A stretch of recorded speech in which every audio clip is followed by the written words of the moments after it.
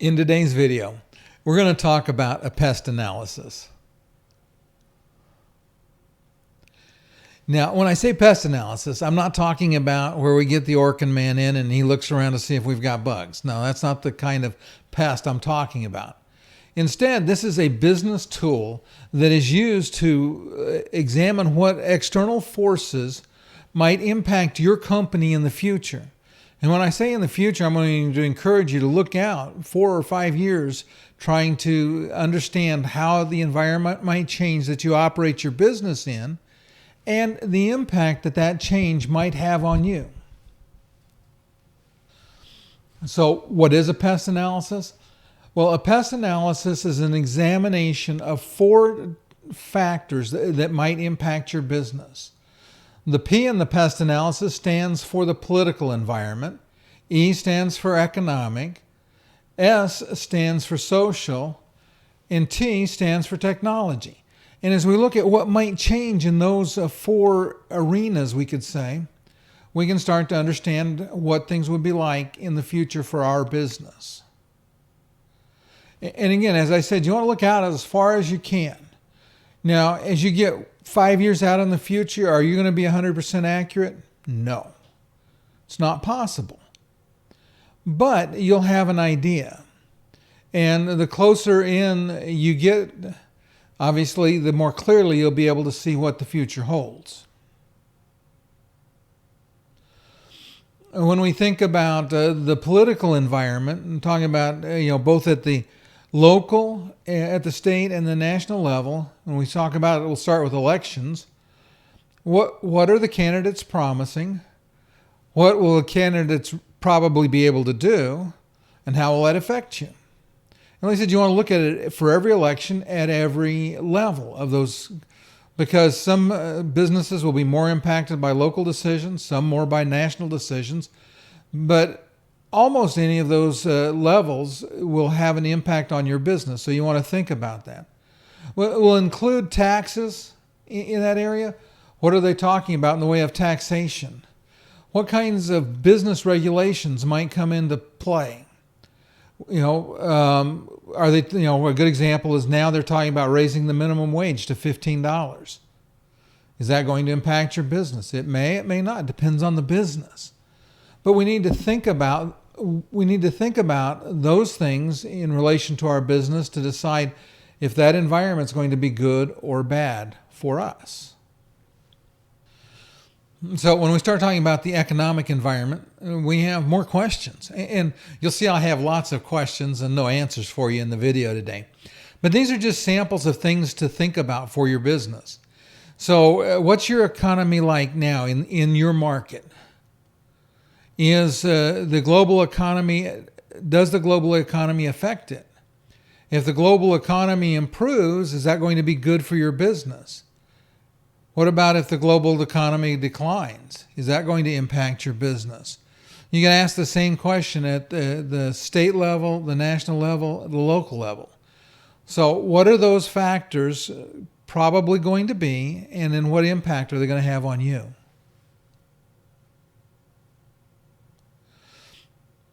If you deal internationally, you have to think about exchange rates. Which way are they going? And when I say deal internationally anymore, most of us are affected by exchange rate because so many of the goods and things that we buy and use in our business come from somewhere else. So we've got to think about what impact might exchange rates have on our business. What does the labor market look like? If unemployment is going up, what that usually means is that then we have a lot more people available to hire. And as that labor pool expands, we can make better choices is one of the advantages. But typically there's less pressure on wages. But when the market contracts, the selection of employees becomes tougher, wages rise, and it can be more challenging to replace employees if you need to. So again, the question is, and what you want to think about is, what do these things look like looking out as far as I can see? And what do I think the impact is going to be on my business? We're going to talk next about the social environment. And we can think of the social environment in the context not so much as social media, but what are people thinking about? How are their attitudes going to change? And are those changes going to affect your market? We see a constant shift in cultures, in what's in and what's out.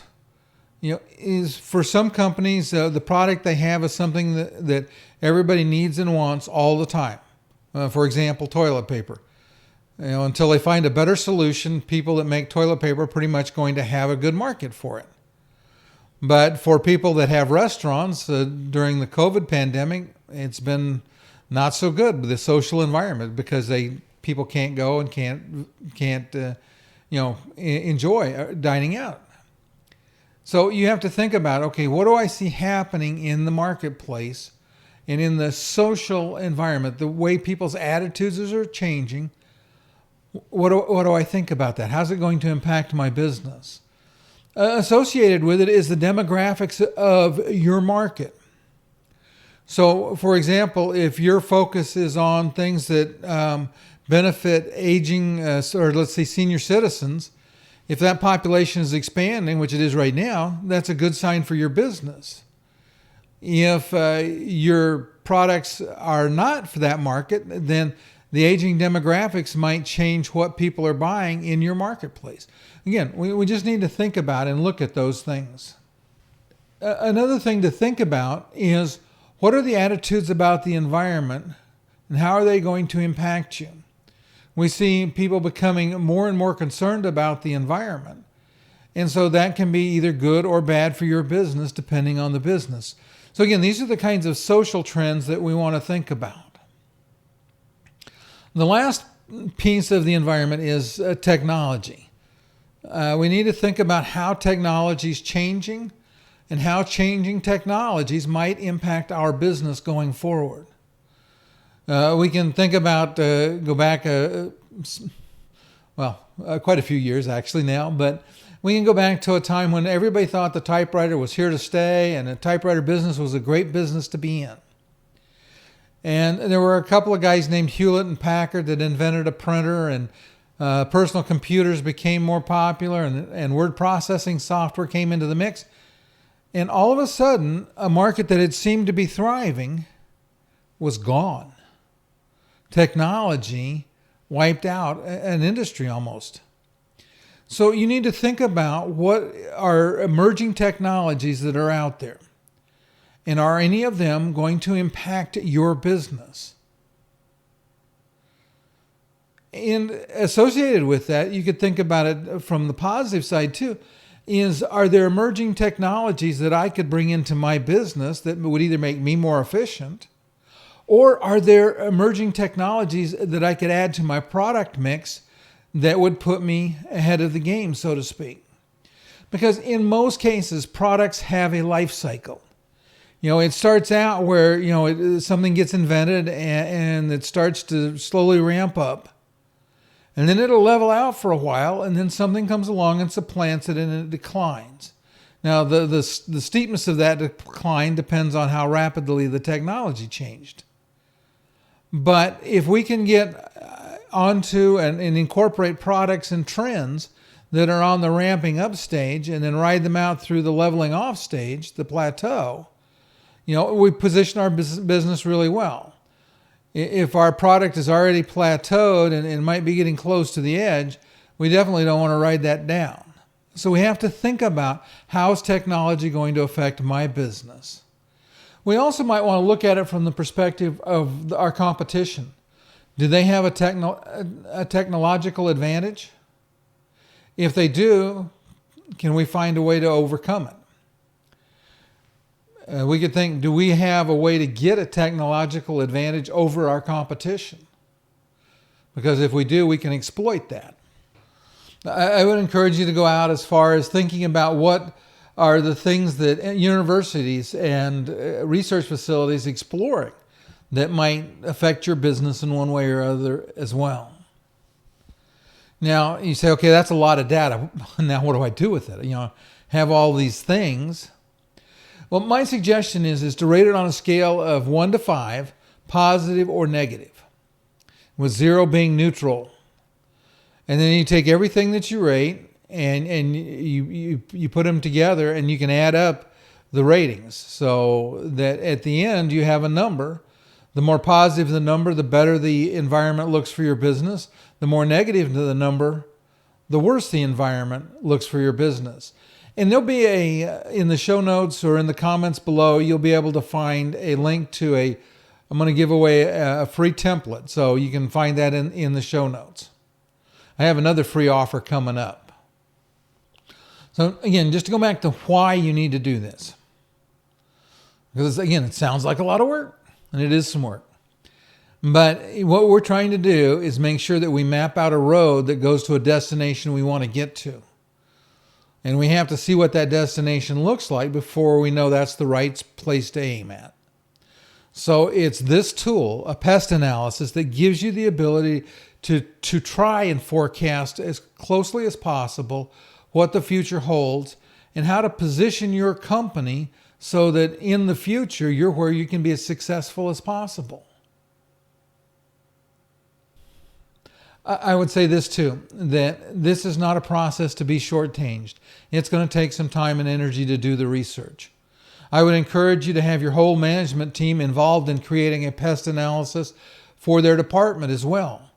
Because the things that change for one department might be good, things in another department might be bad. And so by having all of the managers looking at it and thinking about it, then as you start to create a business plan, you're able to avoid the threats that people detect.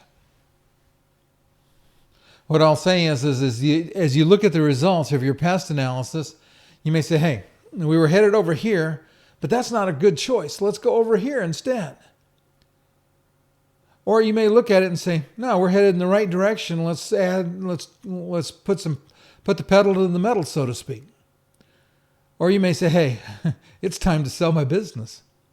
I don't know what the pest analysis will tell you, but I do know that you'll be better off if you perform it. Now, the last comment I'd make is this is something that's an ongoing process. I would say that you update it annually at the very least. And anytime you're looking at adding a product or a service, I would perform a pest analysis and look at the impact of the picture that you develop of the future, what it's going to do on the new product or service that you want to sell. I mentioned I had another free offer. In the show notes or in the description down below, I'm going to offer a free course on how to create a pest analysis. And with that, you'll get an automatic update to that template that will let you, does the math for you and makes it easy. It's got some of the questions. You'll probably have to add some. Anyway, you can sign up on the link down below. Like I said, it's totally free. I hope you enjoyed this video. If you did, do me a favor, hit the like button, because that lets YouTube know that there's content of value and they'll share it with other people. You'll want to hit the subscribe button so that you'll get notified when I create new videos, and typically there's a new video every week.